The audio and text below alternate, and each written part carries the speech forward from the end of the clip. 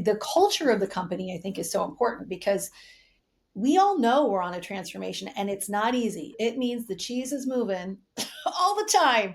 And there's got to be a certain transparency and a certain ownership to allow that to happen. It's not easy. And so yeah, I'm really proud of that. You're listening to the Middlemen podcast with me, Tom Limongello, and my co-host Todd Sawicki. Our careers have put us in the middle between retail, media, and brands. But retail media is a closed loop, so we're here to open up the channel and let you listen in. Join our discussions with the people who make retail media happen. Welcome to the Middlemen. Today we're going to be talking with Sherry Smith. We were excited to have her join because she was the CEO of Triad, so super OG retail media cred. But she's been at Criteo for 5 years, and she's now the head of the Americas for the whole business. And I've got a lot of history and understanding of Criteo on the retail media side, but I don't really know it as much on the rest of the business. So I wanted to hear your thoughts. Well, what's interesting, you view them as OG commerce media, retail media, and I've always viewed them as OG ad tech. And to their this is credit, kind of the confluence of our two experiences. They're an interesting one in that regard. And they really changed their business, right? Couple of key acquisitions, and Sherry will talk about this, the Hooked Logic acquisition, which brings sponsored search into their business, the IPN Web, which brings a lot of core tech. And so they saw where the puck was moving in this move to retail media. And now today they're a foundational tech company in the retail media space. They're one of the big boys. And every retailer you talk to would mention Criteo as one of the players that if they need to talk to, they need to consider adding them as a provider to their stack. Whether they do or not, it's a different story, but it's certainly on a short list for every company that you talk to in the retail side of who are the vendors that they're going to start the conversation with. And Criteo is absolutely, so they really saw where the puck was going in a way that I don't think we give, kind of wake up today and they're kingpin for retail media tech, but they didn't start that way, but good for them for getting there.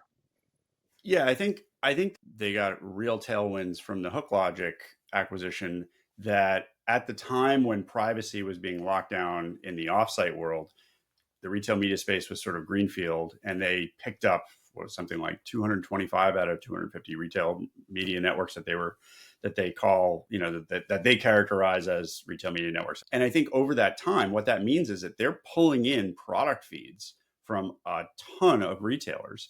And what they did, and we talked a little bit in the discussion about their head of product, Todd Parsons. He talks a lot about entity resolution. And so most retail media, it's all about identity resolution. How do you target the consumer? But if you're looking at retailers and you can look across retailers and you can see that this SKU, this Coke SKU is showing up across a bunch of different retailers. How do you, if you don't normalize that data, you're kind of missing a really key point of where the brand spend is going in that view of the consumer's journey across these retailers. A lot of the offsite vendors can't really break into that because if offsite is not a winner take all, the onsite part of it, especially a sponsored listing, it's tough to unseat those relationships. To your point, I think the entity resolution and the idea of targeting around that is super interesting. There's a couple of trends and threads that we've been talking about. The shift and rise of retail media, their story mirrors that. And now that we see the future of retail media for online media, and the next sort of threads that we talk about or want to explore, the rise of cross retail buying. They're already selling cross retail buying to agencies. So that's another thing, which is, can you get agencies to start buying retail media? And they're making it happen today. And it doesn't necessarily come into conversation with Sherry, but they've moved away from in-store, sadly, as you and I look to that as being one of the big futures. But as other trends in terms of, where does the puck go? I think those first two pieces are really interesting. Can they, can you get agencies to buy, and can you enable cross-retailer purchasing? That's the thing that'll really start moving retail media to the next level of media.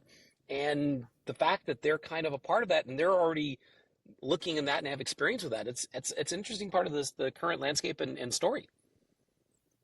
As we look at where retail media is going towards the end of the year after Cannes, we're definitely going to see the interest in really moving the industry forward. And moving the industry forward means, breaking some eggs. It means a brand basically buying across retailers, what you just said.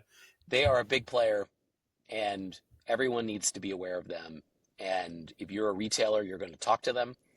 And if you're a tech vendor, you're competing with them. And so I think this is a good conversation to start to learn who are the people behind Criteo and really making it happen today. And Sherry is one of those people. All right, let's get to it. Welcome to the Middlemen podcast. I'm really excited to have Sherry Smith on with us today. One of the reasons I'm really excited is not only have I been following Criteo for a long time in the retail media space, but Sherry was the CEO of Triad, which is really sort of the OG. We had Sean Chaney on a couple weeks ago, the first real retail media tech vendor and media partner to the big retailers. Why don't you tell us a little bit about your background and the lead up into being a big exec at Criteo? Well, thank you so much. It's so nice to be on. I very much appreciate the time. I'm really proud of the work that Triad did. The work that I had the chance to do there gave me a front row seat to really the early days of retail media. I started with Triad back in 2008 when Walmart was a year into their retail media program, and we were working with Walmart and Sam's Club actually at the time. And so you think about those very early days. I think they did 5 million that first year when I first worked with them.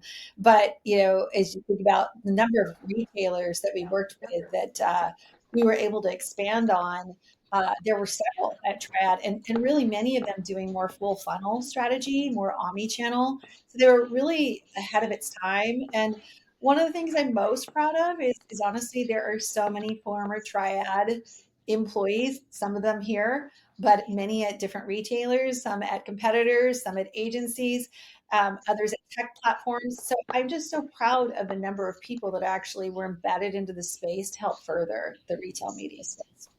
It's nice to be here. Yeah, well, thanks again for joining us. And so you're now at Criteo, and you've been there for the last 5 years. It would be great to hear how you define the products that are there. I know from the previous CEO, Margaret, she always talked about this as a commerce media play rather than just strictly retail media. I'd love to hear how the change in Criteo over the years, managed service to self-service, all those types of things. Like, what is the Criteo team that you're running now? My title today, I've had a number of different roles within Criteo in the 5 years that I've been here, and I'm really thankful for that. That's a sign of a good, growing, and healthy organization with a lot of opportunity. Today, my role is Executive Managing Director over the Americas. So what that means is I oversee our retail media, our performance media, grid, our agency work, as well as our operations within, and I'll talk about grid later, but within the Americas. So that's all of LATAM, Canada, and the US.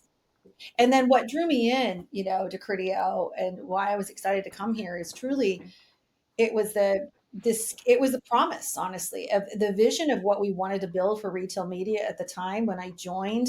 Criteo had acquired HookLogic a few years before. 18 months prior to joining, they were building our retail media platform that happened to launch a day after I joined. And during that time, we had to move all of our advertisers and our retail partners from a managed service platform to a fully self-serve. So we were 90+% managed service when I joined, and we moved all of our retail partners and advertisers to self-serve. 90% at least of that total advertising base over within the first year. And the other thing that got me really excited about it was that we're making it easy for retail media to buy. And that's where I really started at my roots with Criteo, was in the retail media side. Now I manage the whole of Criteo from an America standpoint. But that's what drew me in. And an example of how we're making it easy, or how we made it easy at the time, as we were thinking about launching the platform, we wanted to make it easy for retailers to have their own distinct entry point. That's what we call Commerce Shield today. So it is very much retailer by retailer solution. But in a platform like Commerce Max, where you can access all of those retailers across one platform, and we have 13 plus API partners, plus even some API partners that are brands, that as soon as we launch or light up a new retailer, they get access to that retailer right away. So there's no build and so on. And to my knowledge, we're the only ones doing that today. I think, many are going out there and saying, hey, look, you can create your own. One thing they all struggle with is demand. And even though I think there's a lot of opportunity to continue to bring more demand. It's really making it easy for advertisers to buy across the ecosystem, and that's what we've been trying to do. And so, I've been very excited about that. I think as you think about performance marketing, and as we think about our supply side with Grid, and our big focus has been on commerce. We're seeing those more siloed strategies start to come together and become more bigger and broader full funnel solutions. And so I that's what our mission's all about. From Megan to now Michael Komasinski as our CEO, that that mantra really hasn't changed. It's really about connecting brands and shoppers together and making it easy for advertisers to access and connect directly with I customers. think the core of what you just said is true in terms of the what Criteo has been known for, right? And I think it's really Mhm. an amazing journey of a company, given its roots in terms of working with retailers and originally the performance and the retargeting business, and how that grew into really a modern liaison of retail media. And I don't if we were to look back, 5 years ago and the journey of retail media of what Criteo has become, I don't think we would have most people would have thought that Criteo would have been as successful and would be one of the titans of retail media from especially from the tech and the delivery side and so forth. It's really an amazing story from where it started to where it is today. And I think that's one of the reasons we were interested in talking to you and Criteo is that story is I think we accept it, but I don't know if everyone understands like what a big change and that transition you're talking about, the relaunching of the platform and building out a retail media tech business, which again you are one of the titans at this point in that space. It's a story that I think is really an interesting one and speaks to how businesses in the ad tech can evolve and grow and innovate in ways from where you start to where you end up. And I can't imagine retail media without Criteo at this point in time, right? In terms of like the HookLogic acquisition and others are really fascinating to kind of dig into and how it helped build this business in a really thoughtful way. As in retrospect, right at the time, I'm sure it was thoughtful to everyone inside Criteo. Outside, we're all like, oh, okay, they're buying stuff. But now today, you can look back and go, they're really strategic about it in a really impactful way. And today, bear the fruits of that. Thank you so much for saying that. Working behind the scenes, it certainly is not as easy as it seems out externally. So there's a lot of work that went into that, a lot of transformation. I was saying earlier, but they're just the smartest minds. Truly, they really are. I feel like I'm working with the upper echelon. I really do of thought leadership from our C-suite to the 900 plus engineers, and I probably have the number wrong, to just my counterparts, both locally here in the Americas as well as globally. Everybody's really thinking, and the culture of the company, I think, is so important because we all know we're on a transformation and it's not easy. It means the cheese is moving all the time. And there's got to be a certain transparency and a certain ownership to allow that to happen. It's not easy. And so yeah, I'm really proud of that. And also to in that process acquiring different companies, bringing different talent in. Ipon Web was another that we Yep. acquired, and getting a group of smart minds. And so I will say we're at the next cusp. Retail media, even though you had the star players that started 15 years ago, Amazon and Best Buy, absolutely have to put them in that category, and give a shout out to my friend Keith, um, uh, and others, Sam's Club and Instacart. You have so many. We're at 250 globally, of which Criteo powers or is behind 225 of those retailers globally. But a lot of them are 3 years in, 2 and 3 years in. So, and there's a lot of up and comers, and there's a lot of promises. And so for us, the big thing that we have to do, and we have to do every, I would say, couple of years. I've been here 5 years. It's reassess, go back, look at our vision, and say, are we on the right path? Do we believe in what we're doing? How do we help? How do we help others along that journey? Or do we need to change and adjust? And the answer is all of those things. But I believe the core of where we're going is absolutely the right place, which is to make it accessible and easy. What I've noticed of Criteo's evolution is that the stronghold that you've had, especially in like sponsored products with retailers, I think you have something like 250 retailers, I think you said. Yeah. Um, it seems to me that the product team at Criteo has leveraged the product feeds and the understanding of the data of the actual products themselves to a place where they really have an advantage in comparison with a lot of the other ad tech vendors that are just sort of coming with a sort of user identity perspective. And I think that, from the display world or the video world coming into the product feed world is a harder move than it is moving the other direction. And it seems from actually the webinar that I just watched today with our friend Mark Williamson from Costco, you guys are showing that some of the new products that you have for on-site media, display, and even video, some of the new products I think that are on the roadmap are products that, ads that have no product feature, just a brand ad for category authority. And so for me, watching you guys move into those sort of higher funnel from the basis of a sponsored products foundation is really interesting, and would love to hear sort of, more of the philosophy of like where you guys are going. Yeah. You know, I can tell you that, thank you very much for saying that just in terms of product, because what I think is our roadmap is so long. We have so many things that we want to do. And I've been in meetings all morning today because we're always thinking about what are the trade-offs? What are the right things that we need to do right now? Because even sponsored products continues to evolve, and display, to your point, there's a new era that we are entering, which is, and how far will go? Can we really make retail media display programmatic? We're not there right now, but we see a vision of where that's going, and that's where we're heading. And so as we think about display and making that self-serve and available, has been has been one of the things, and within the platform, and making it API ready and things of that nature. Those are the things that are all, there's a lot that goes into that. It's not just a simple product set. There's so much. And then, yeah, we've been adding on-site video, which has had such a very, very positive entrance for us, giving more of these shoppable formats and more of a digital shelf, making it more about storytelling. And with a focus, we always have a focus on conversion. And, we've seen great results with on-site video. One study that we had a 5.6 times lift in a new to brand customers.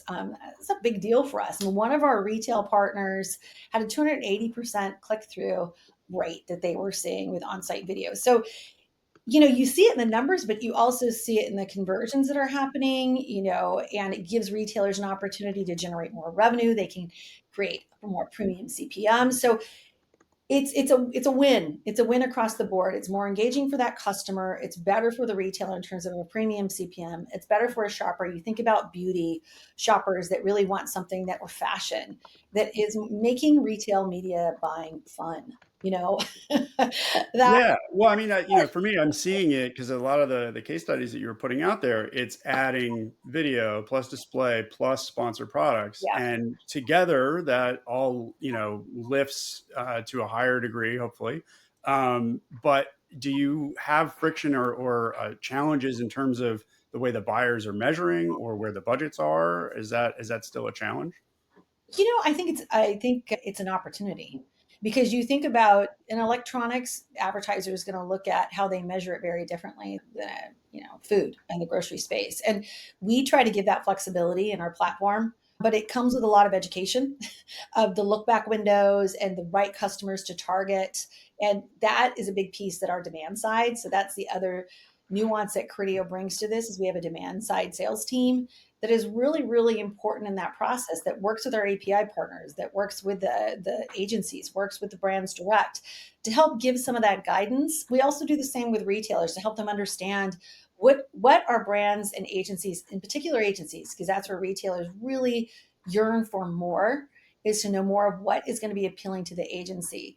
I think, the opportunity, the green space is there, because, right now you've got brands that are buying still retailer by retailer. You hear them, I can't do more than 5 to 7 retailers. Well, we've got to get to a world where it is easier to buy across more of a SKU based buying. And that's one of the features that we've released, is that ability to go in and enter a SKU and see globally, where is that SKU available and how can I buy? That means actually going to a different buyer. It's likely not going to be a shopper marketing buyer that is interested in that really is going to meet like a JBP spend, or is thinking about, how do I work best with XYZ retailer? It's more thinking about e-commerce or innovation, or, tapping into new budgets. That to me is where when we think about this ecosystem of retail media and where it can go, it's got to be getting into these type of budgets and thinking about new ways to buy where it's not just tied to, truly just a JBP or a shopper marketing budget. Well, So I think that's green space. one of the things that there's sort of two things that come out of your comments about SKUs versus, Tom identity. And I think that's actually one of the interesting ones is as retail media ultimately, in our point of view, becomes the layer of the open web, right? We see publishers plus retailers as peanut butter and chocolate. And, there's the retailers bring identity, but I think this idea of SKUs as another layer of identity is really fascinating, right? In a world where identity is challenges with regulation and other things, SKU-based approaches offer a new way of targeting. And to your point of what Tom was saying and you were saying, having that product feed approach and having the ability to, as you were pointing out, cross retailer SKU targeting is, I think, really interesting. And another piece of how is the world going to evolve, like from a media buying standpoint. More SKU-based is another way to think about buying versus pure identity, which I think good. Like we need more ways to buy. We need more ways to target. Yeah. And that approach is interesting. Yeah. I think the other side of that is with the other, you also touch on a point that we've been speaking to a lot, which is for retail media to continue to grow as much as it has over the last 5 years, it has to knock on the door and solve the agency buying problem. And you move out of shopper marketing and get buyers. Like you hear, that new platforms getting launched trying to help agencies, buy. You're hearing about other approaches to make it easier for agencies to buy. And I think that's one of the things is we have to move beyond the shopper marketing team. We have to move into the brand and the regular media buying teams. And anyone who can help do that is really at the cusp of helping expand this. And obviously Criteo's been selling to exactly your point, right? It's an interesting lens to what Criteo has been doing in terms of it's been selling to performance buyers at agencies for forever. And so it has an interesting perspective on how do we continue to help agencies evolve and move more spend into quote unquote retail media. Yeah.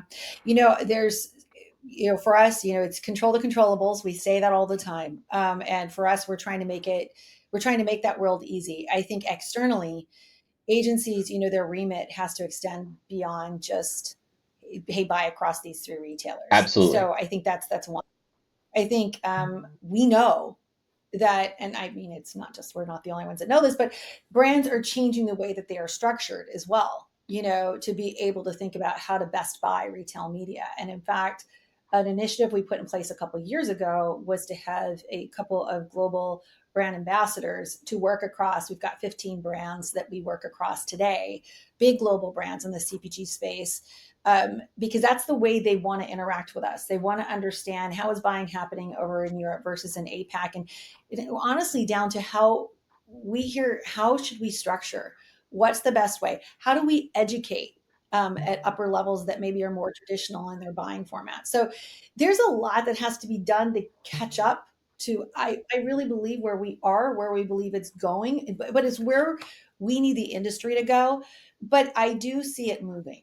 And that I think is exciting. But back to the agencies, I think that's a big piece. They've got to be able to expand their remit and be looked at a bit differently, just in terms of how to measure their the work they're doing, for retailers to be able to capture those dollars. Is it the brand pushing the agencies to change in how they buy this, or is it the agencies doing it themselves and leading the brands? I think that's been one of the questions, right? It's sort of the chicken or the egg kind of problem. But I think that's an interesting one because everyone wants to unlock these dollars, right? Especially quote unquote non-endemic, and that means all of this. And so is it the agencies have to lead it, or is it the brands? To your point, they're evolving, and these brand ambassadors are, a good, I think, story around that. And so I think that's one of the interesting questions is who's going to force the change at the agencies? Yeah, I think, to me, the answer is both. I do see it happening both ways. So, I mean, you think about, I've got to give the agencies are doing a lot of really good work. So I really. Oh, no, this isn't a criticism. This is sort of like, how do we, they all want to do better and more and what have you. It's more about, this evolution is going to happen. We want this all to happen. And who's going to be the one to help push it? Who's going to be that environmental pressure to make that change? I think agencies that are doing it well, and we are seeing this with many of our partners, and this is what I was meaning by this, is that they are all hungry to connect what's happening on the traditional advertising side with what's happening on retail media. And you see that internally with commerce experts or expertise that they've set up within their own agencies. We have many deal structures in place to help educate agency partners and make sure that they are connecting those two worlds. I think brands are thinking about how do they in these different buckets, and it's been very siloed. So Right. so you think about the customers not though. We're seeing between both is how do you meet that customer across that that journey that is up, breaking it down. But I think getting the right expertise, the right framework in place, and I do see that happening between both sides. It takes time, but I see it happening, and I'm encouraged to see that. Great. Well, I want to be cognizant of the time. Is there anything else you wanted to tell us about where retail media is going, or on the product side, AI, anything that you'd like to tell us? We're here for you. Well, thank you so much for the opportunity. You touched on AI, and I'd be remiss if I didn't talk about that. Everybody's talking about it. AI. We've had an AI lab since 2018. It has been it's been the AI has core been a part of what we've been of doing. ad tech for a long time, at various levels, right? Yeah. Automated Yeah. targeting has been a part of this and that's I always laugh. Like I've been talking about AI for 10 years. Yes, exactly. And so, but I will say a couple things that we are doing is we're really leveraging AI, for example, with sponsored products and our search capabilities. So, making sure that we make search more predictive, more relevant, more effective, leveraging AI over our models to make sure that we've got, you think about the massive amounts of data that's available and being able to help us with our predictions, which Criteo is pretty good at, but being able to leverage AI on top of that in real time to be able to maybe reach a customer that we wouldn't have before, making faster, smarter decisions. We're also using AI, of course, with creative. So when we think about no longer is it more of the A and B testing, it's more of, okay, what's working? And you can instantaneously look at, okay, how do we change creative to make sure that we are best reaching that customer? Those are just a few things that we're doing. I think that it's going to, I know that is going to continue to power the tools and the platform that we have and do more around discovery. And that's what we're really trying to do is think about, okay, what's the best way to do it carefully, but do it with speed and make sure that we can measure it, because at the end of the day for us and for any of our brand partners, agency partners, retailers, it is about conversion, but it really is about that customer loyalty and how do you develop a connection with that customer. And so anything we do, whether it's sponsored products, how that's placed, relevancy, AI, creative, those are all the things that go into our thinking each and every day is making sure that we're the right brand ambassadors or platform ambassadors, I should say, for retailers, brands, and agencies. Well, I think to that last point, Sure. just Yeah. a quick comment, Tom, about the touch on the AI and the creative. I think one thing gets to the roots of Criteo, and as a quick comment about Criteo has been doing dynamic ad creatives for a decade plus, right? And in terms of, and I think that Yeah. history of again the technological roots of Criteo, I think are deeper and broader and better than we all sort of have just. It's so much a part of the fabric of our lives within the ad tech space that we don't give enough credit to the innovations and things and knowledge and depth, like to your point about data and training and learning how to make great creatives. You guys have been doing that for so long that it's like if there's a company that knows how to do it, you guys would be one of those companies that I think is well positioned for this creative optimization and using AI and for targeting, and all because of the roots of where you started as a company. It's always been a part of what the offering you guys have had. Thank you. Well, we've got some bright minds that we've been fortunate enough to keep with us for a long time, and we keep adding great talent to make sure that we stay at the forefront. But I really appreciate that. Thank you. Well, thanks again for joining us, and we're gonna look to see what you're doing in the back half of the year in terms of moving this to be a fuller funnel proposition. Really exciting stuff. Thank you. Absolutely. Thank you so much. It's a pleasure.